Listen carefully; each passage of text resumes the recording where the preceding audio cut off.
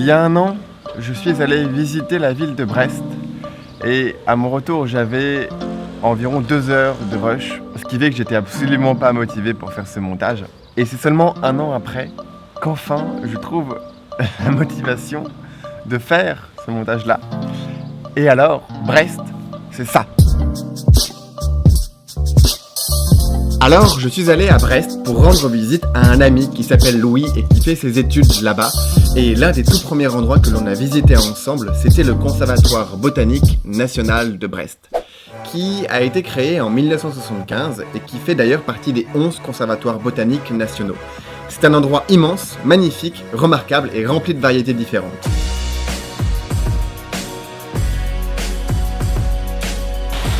Non, je trouve que ça ajoute un petit côté en fait.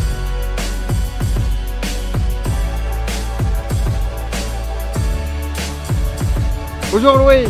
On doit de la rhubarbe. De quoi? On dirait de la rhubarbe. C'est de la rhubarbe ça? Je pense pas, enfin...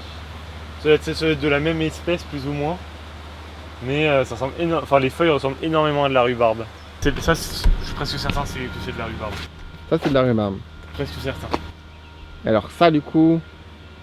Enfin, ça peut être l'évolution suivante de la rhubarbe.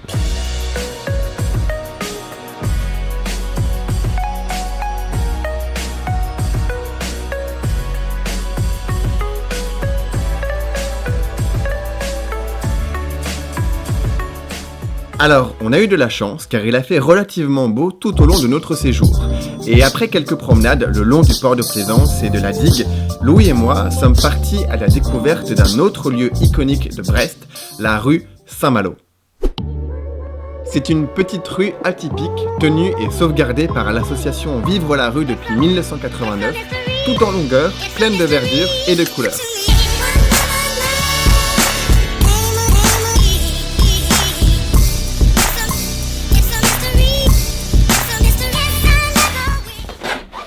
Ah, attends, regarde, j'ai raté. De quoi?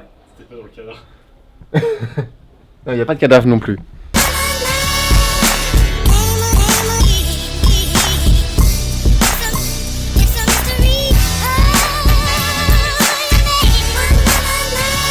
Dis-toi.